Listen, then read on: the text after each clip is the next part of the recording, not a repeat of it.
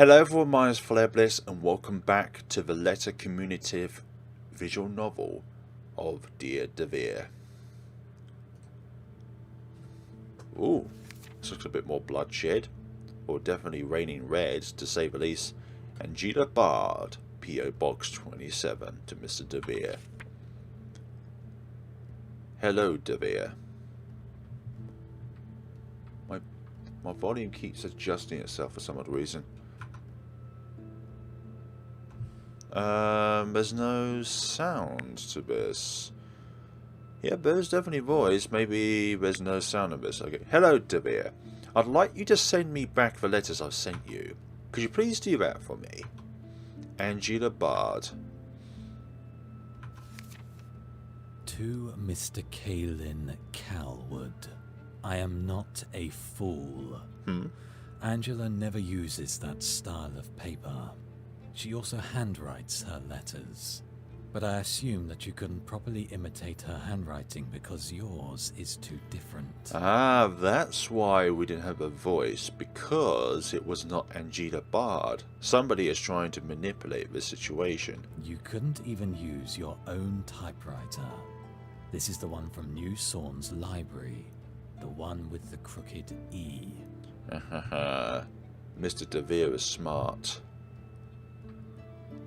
A very smart entity. Your letter is a sad, failed attempt at forgery, and an even sadder, loathsome parody of Angela's originals.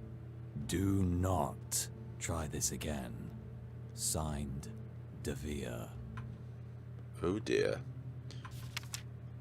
Dearest Angela, someone tried to contact me.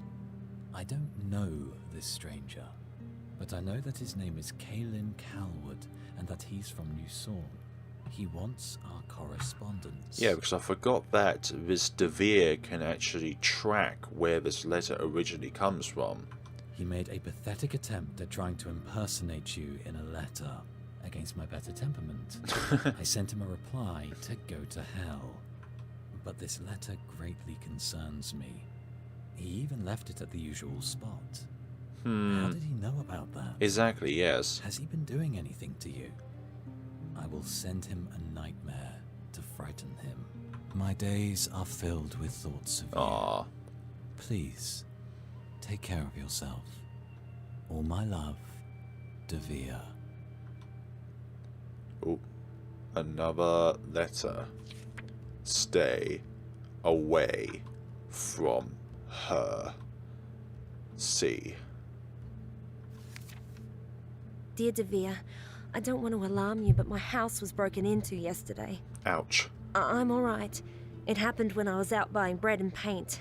So you wasn't in when the crime committed. So that telephone call in the previous episode, ending in the beginning of this episode, was definitely something to do with all this. Somebody is trying to trace Mr. Devere. I came home to find the front window smashed with a length of cloth covering the frame, as if to protect someone from the glass shards as they climbed through. Ouch. It was Kaelin who broke in, I'm sure of it. But I don't have any proper evidence. I checked around and found nothing missing, even though I had some valuable silverware and some jewelry that a burglar could have easily gotten to. That fits in with my Kaelin theory, but it's not enough to get him arrested. Yeah, I think he personally wanted you, Angela Bard. I have yet another confession. Kaelin was the man whose advances I had rejected less than a month ago. Ah. He is an appalling young man with a sort of brutish rudeness of someone who doesn't realize he is being rude. He lacks self-awareness. Yup. He hates books and anyone who doesn't think he's right all the time. I haven't told a soul about you, Devere. You are my secret. The reason why Kaelin knows anything about us is because he has been following me. Yikes. In the corner of my eye, I keep spotting him. In the library and shops, down the street. I realize now what he was looking for. He wanted to find out if the reason why I didn't return his affections was because I was seeing someone else. Could be the case. Probably why he didn't steal anything when he broke in, because He was looking for someone, not something. He must really want our letters. I've hidden your letters very well, but I want to give them to you where they'll be safe. That's a good idea. Kalen already knows about the rock at the edge of the Ardmore Forest. Something he could only have known from spying on me. And you cannot enter the town. We need another plan. Where can I meet you? In case the letter gets intercepted, write it as a riddle and I will solve it. Yours, Angela. If a riddle is too cryptic, then you wouldn't be able to figure it out, but if it's too simple, then he would be able to figure it out too. To Angela Bard. I don't think we should continue our correspondence. Ooh. Devere. That's very sudden. Also, is it an interpretation of somebody else, though? Dearest Devere, I want to thank you for the time we spent together in your home. Aww, that's so sad. When I waited by the forest, I feared that I had misinterpreted the code in your letter. Forgive me. Your cave is such a warm, restful place. So many books that the town's library doesn't have. Could spend forever sitting in your armchair, taking in each novel. You'd never get it back. I don't understand why you never sent me a true self-portrait of yourself. You look like how I picture an angel. Like from one of the paintings of the Renaissance. You were as kind as I had pictured. One day I'll need to return the favor and cook for you. I never knew mushrooms could have so many different tastes. I think my favorite were the ones that tasted like cooked pork from my childhood. The ones you called angel wings? Mushrooms can also be used in a wide variety of different recipes. When we kissed, Aww. it It was magic. That's how I describe it. So gentle. And then you had the audacity to ask if it was an alright kiss. You're so charming and you don't even know. Hopefully me telling you this doesn't go to your head. The things that happen between scenes is as important as the scenes that you see on the screen. Because we never got any of this in the previous episode where they actually exchanged lips, in a way. When you asked if I wanted to stay the night, I once again became nervous. I wasn't sure what you wanted. I saw there was only one bed, and the armchair, unsuitable for sleep. But my worries soon dissipated. You didn't ask anything of me. You simply lay down next to me and fell asleep. As I lay there between layers of cloth and furs, drifting between sleep and consciousness, I opened my eyes. I saw you walking away to gather more kindling, putting on a thick coat. From my misty, tired vision, it seemed like you had changed your form. A wolf? Could be. Not something from Twilight. At first, I thought I was still dreaming. It felt like a dream. But I know it was real. It is too real I also want to thank you again for same. the ring. It's a lovely gift. I didn't say I thought it was pretty to prompt you to give it to me. Honest. Are you sure, Angela Bard? The emerald sparkles around the gold band as I walk through the morning sunshine. Rubbing the edge of the gem with my thumb against the band gives me comfort. Forever yours, Angela. No. This one again. You son of a you mangy dog, you black, you miserable beast. I saw her walk into town this morning. She wasn't in her house all night. She didn't arrive until breakfast. You said just to get in there. Didn't you? Was it fun? Were you satisfied? Was it worth it? Gosh, this guy is so jealous. Do you have any idea who you're dealing with?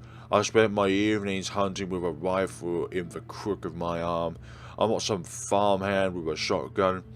Did you know that a rifle has a better aim? That is, unlike shotguns, fired a single accurate shot. Think about it. So you're saying that you're a rifle whilst Devere is the shotgun. Do you realise that shotguns can hit more areas with a single slug rather than a single bullet? I watched her walk past the post office many times. The two of you seem close. I even thought it was a little charming at first, but you have taken this too far. You're just a homeless man in the woods. You're an animal. You don't even show your face at the town. The two of you do not belong together. I'm a calm and reasonable man, as you can tell by my voice. But consider this your final warning. I'm not going to sign this. You know damn well who wrote this. I'm sure I don't know what you mean. Devere. Moral indignation is jealousy with a halo. P.S. I'm sending this as a postcard because your note is not worth the dignity of a letter in response. Yeah, that's a good idea, as it's a little postcard, little information. Dearest Devere, I've burned your letter after reading it, as you've instructed. I hated doing that. It was such a beautiful letter, and I don't mean the envelope. The content inside of the envelope. I've committed every word to memory. There's nothing to be forgiven, you wrote. I'm touched that you're willing to wait for me. Would you really wait forever? You don't need to answer. I trust you. Trust is the most important thing to have in a friendship, a relationship, a partnership. I want you to fully understand the gravity of that trust. And respect as well. There's no one else I really trust in this town. I can't exactly talk to the women at the book club about this. They'd think I was mad. They think I'd be mad if I'm talking to some weird non-human entity about there that can actually track exactly where postcards and letters came from just by simply touching it or seeing it or something like that. I can trace its roots, kind of like how a tree grows its roots underground, except those roots somehow has a telepathic ability to be able to see exactly where it came from. I went to one of the policemen at the station desk and confided with him about Kaylin following me. The policeman behind the front desk was kind enough and said that he'll give Mr. Calwood a warning. But I have my doubts that anything will come of it. You wouldn't file it as harassment or stalking? The police in Newsom are not known for being competent. Okay. They're mainly made up of volunteers. Okay. Some of whom are friends of Kaylin. Okay, some of them need to take their jobs more seriously. Even though they're volunteers, they still need to do their work seriously for the force. On my way to the library, Kaylin spotted the ring on my finger. He didn't say anything about it, but when he glanced at it, his face seemed to twist with anger and disgust. Jealousy. I suspect he's jealous. Jealousy is also heresy. I'm getting tired of this. I'm getting tired of us having to change which rock I hide these letters under. I'm tired of feeling like I've been worn down to a shadow. Yikes. Oh, dearie me. Yeah. So I suppose the riddles did get to Angela because now they're contacting through a different rock. After spotting the ring, Kaylin tried confronting me about you. He thinks you're a drifter, a vagrant, and other names I won't repeat here. I was close to striking him with a fist. You should have done that. But instead, I turned and walked away. But then again, that's the smart thing to do. Just go away from the situation. Don't be reduced to their level of thinking. I am tired of having to dodge and weave past Kaylin just to contact you. I want to see you again. I miss hearing your voice already. The Morse code I saw in your room gave me an idea. Be sure to peer out past the forest tonight. Yours faithfully, Angela. Hopefully Kaylin doesn't learn Morse code. Or Agent Moral. Intercept operations, Bureau of Anti-War Operations. To Agent Moral. Last night, 15th of May at 0000 hours, I spotted a flashing light outside my bedroom window. I recognized the pattern of flashes coming from the outskirts of New Sorn as Morse code, so long flashes or short flashes. It was followed by another flashing light from another source at Udmore Forest. I was able to transcribe the conversation in its entirety. Given these very tense times, I am taking extra measures and sending you a copy of the transcript to take a look at. The punctuation was added in myself for ease of reading. The transcript is as follows. Hello, Devere. Hello, I am here. Are you safe? Unsure, but things are unbearable. Need to leave town. Please wait one more night. We'll send a plan through dream. Fine. Going to bed now. I love you. Goodbye, my love. Keep safe. End of transcript. What should be done here? It may simply be two civilians using Morse code, but it may perhaps be two unknown operatives communicating through code phrases. So what these people are thinking is that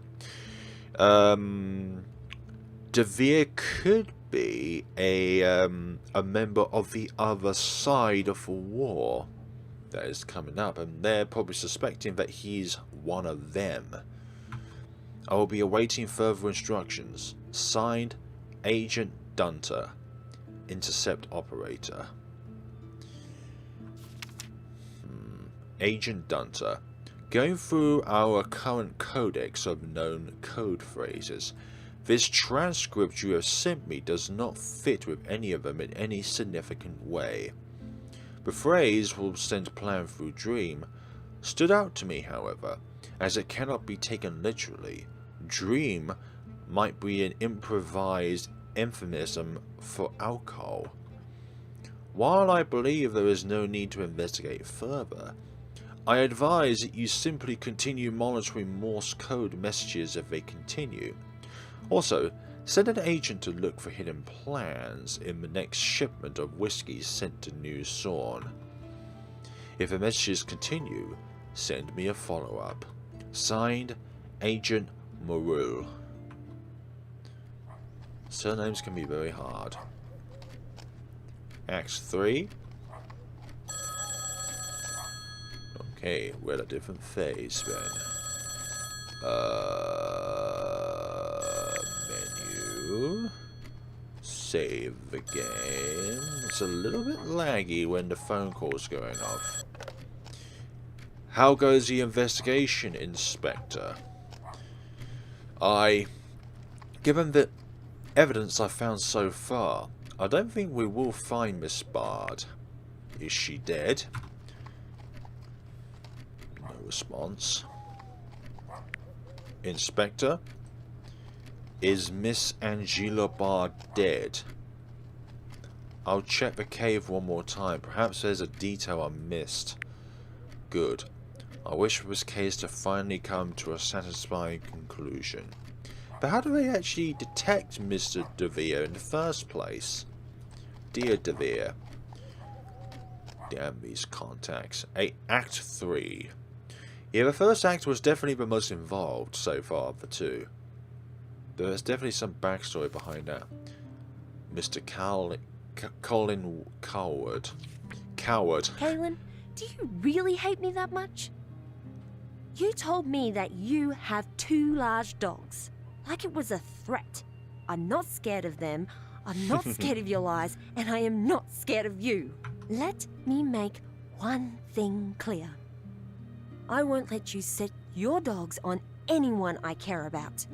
Signed, Angela. His large dogs could just be a representation of 2 individuals that he trusts. 2 powerful individuals under his wing. Chief Commissioner Graham, New Sorn Police. To Chief Commissioner Graham, I am writing to you about a man who has been living in Ardmore Forest. While this may not seem like a police matter, I have reason to suspect that he is an enemy spy. He is a dangerous one, and I urge you to take action and capture him for questioning. I will happily assist you and the boys in hunting him down if need be. So, his two large dogs simply are possibly another word of saying the boys. Do not let this Mr. Devere remain at large. Make a move as soon as possible. Colin Coward, also known as Coward. Dearest Angela, what I have to say, I don't expect you to forgive me for this, but this is getting too intense, too dangerous. Too out of my comfort zone. Ooh. I lied to you.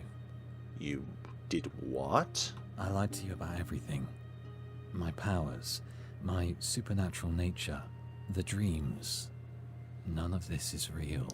So what you're saying is Angela Bard managed to conjure all of this up within her imagination, but then again this could just be somebody else writing on the perspective of Mr. Devere.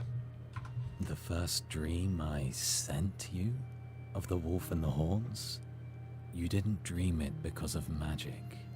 You simply dreamed that image because it was on the first envelope I sent you, and then I told you you'd have a dream. Your expectant mind did the rest. It's lovely how this game has taken a literal 90-degree angle turn from one thing to another thing, where we expected this Mr. Devere to be a supernatural entity, but he could just be a human at the same time. It was just a trick. It was just a magic trick, huh? I misled you. And when you believed me, instead of telling the truth, I kept going. I kept fueling the fantasy. But that's all it was. But they were so real, how could they not be good stuff? I'm not your demon lover. I'm not a forest fae from one of your books. Kalin, in all of his harshness, was right. I am simply a man who lives in a cave. Okay, dear. So, now you know. And now, because of me, you're in danger. So I shall do the right thing and end this. Forget about me. Go and live a better life. I'm sorry, Devere. When you touch the soul like that, Mr. Devere, I don't think Angela Bard will be able to do such a thing so easily. These letters were found inside a jeweled casket in a locked cupboard within a furnished cave in Ardmore Forest. They were discovered and collected by the Bureau of Anti-War Operations, along with several documents related to the missing persons case of Angela Bard and Kalin Coward. The Bureau has no official papers for Mr. Devere. Ooh, an inspector that's smudged out. What is this now? Dear Inspector, I am contacting you to ask you for your assistance in connection with the Bard case. After hearing your track record of making deductions, I have confidence that you can bring this ongoing case to a sufficient end. The case is as follows. Shortly after the reported disappearance of Miss Angela Bard, 12th of June 1936, an investigation was organised by the New Salem police. My men, some of whom were friends of Mr. Kalin Coward, noted that he had not been seen for several days, which was not reported. As everyone assumed Mr. Coward had simply taken leave for an intemperate hunting trip. I don't know how to pronounce that word. He had last been seen shortly before Angela's last sighting, so the two disappearances are being seen as linked. Prior to Mr. Coward's disappearance, 25th of March 1936, he had sent a letter to me claiming that a Mr. Devere was living in Ardmore Forest as an enemy agent. Constable Victor and Officer Mac Ferguson were sent out. but found no traces of a person living there. During an overnight manhunt of Miss Bard and Mr. Carwood in Ardmore Forest, my men discovered the half-eaten remains of an adult male. The body had been dead for several days in the midst of summer, and the clothes were in tatters, leaving little for the members of the force to identify. 2 of Mr. Carwood's hunting dogs. Okay, so when you say hunting dogs, it could be the fact that they are dogs rather than interpreted as dogs, but are actually humans that are under the wing of somebody else. Were found nearby, bringing me to the conclusion that the victim was killed by Mr. Carwood's dogs and that the victim was not Mr. Carwood. After asking the members of the force who were friends with Mr. Carwood to identify the body, none of them were able to confirm the victim as Carwood, while one was certain that it was not him. Further questioning led me to the discovery that Mr. Carwood had been talking to his friends in a pub about Mr. Devere, referring to him as a drifter. My men have come to the conclusion that the body discovered in Ardmore Forest was possibly that of Mr. Devere, who had attempted to kidnap Miss Bard, Mr. Carwood, and had attempted to stop him, using his dogs. However, these deductions do not explain the absence of Miss Bard nor Mr. Carwood. It has been 9 months, and the trail is growing colder by the day. While I understand that calling you over to the Isle of Mar at such a short notice is inconvenient, I hope this case will properly intrigue you. Signed, Chief Commissioner Graham, New Salem Police. A rock, or was it a crevice of sorts? Oh, back to the beginning actually. So this must be where Mr. Devere was living inside the cave. And a bag which was not seen last time. You found a small, very thin suitcase lying on its side. It's as if it had been abandoned there by accident. Someone left in a hurry. There are several papers inside it. You look at the top of the page. They are dated the 27th of May, 1936. The stamps previously did say 1937, March 1937, so it does accurately line up with the fact that it has been 9 months. 5 places to travel to with Angela. A to-do list by Devere. Number 1. See the ruins of Greece. The archaeological sites of Athens must be an impressive sight in real life. I've only seen the pictures. Taking Angela by the hand, we could walk together, looking at the ancient temples. Number 2. Ride on a gondola in Venice, Italy. If Angela wishes, I'll even do all the rowing. I'll stand up, oar in hand, while Angela dips her hands in the water, feeling the waters of Rome between her fingers. Number 3. Go to a boulevard cafe in France. Angela has confided in me that she has never tasted creme brulee. I plan on remedying that as soon as possible. These are all locations in Europe, by the way. Number 4. Go listen to a musical in England's Royal Albert Hall. More local. You can sit on the balcony and listen to the funniest comedy or the most melancholy ballad. Number 5. Oh. The mountain forests of Canada. North America. It will be difficult to cross the Atlantic. Or perhaps not. I always seem to find gold when I'm in need of it. But breathing in the scents of Alberta's forests of pine and spruce will be worth it. The gold sacrifice will be worth it just to sniff some trees. Sight, touch, taste, sound, 5 senses. scent. What? I wish to show my love for her with every human sense, to experience the pleasures and delights of the world together. And soon now, we will be free to do that. I am a very lucky devil. This is the evidence needed to track down Angela Bard. You should send it to the burial as soon as possible. 5 different locations. Perhaps going through them in order, possibly? But then again, that could just be a false way of looking at it.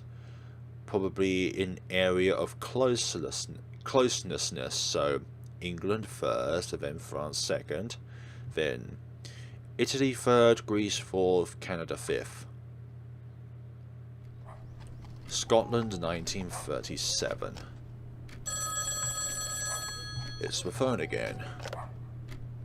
Hello.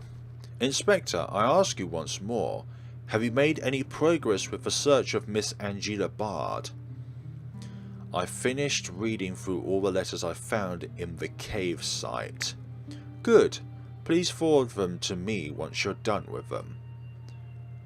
With respect, Captain, I'll need to send them to Boreal first. You hear grumbling through the telephone. Fine, fine. I also reread your letter regarding the case. Aye, I've been reviewing my notes as well. Just off the record, what do you make of this Devere? Do you think he was more than a man? Ooh, a split. What? But they're both the same answer, though.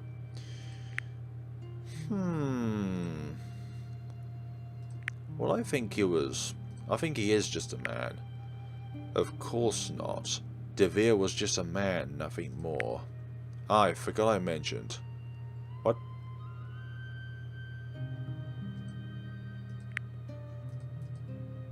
What's for you won't go by you. After all, the letters will tell the story. Both truthful and lie options have the same answer to them, though. I wanted to update you with an autopsy report. The victim's body was kept as preserved as a condition as we could, but the time stops with no one, even the dead.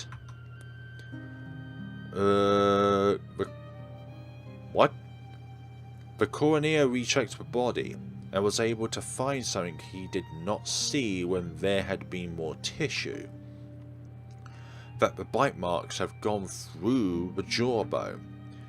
Mr. Caelan Carlwood had 2 pointer dogs. They couldn't have bitten that far down into the bone. That's the first time I've heard of a pointer dog. You mean the body wasn't killed by Mr. Carlwood's dogs? The biting force of a large dog is around 200 pounds.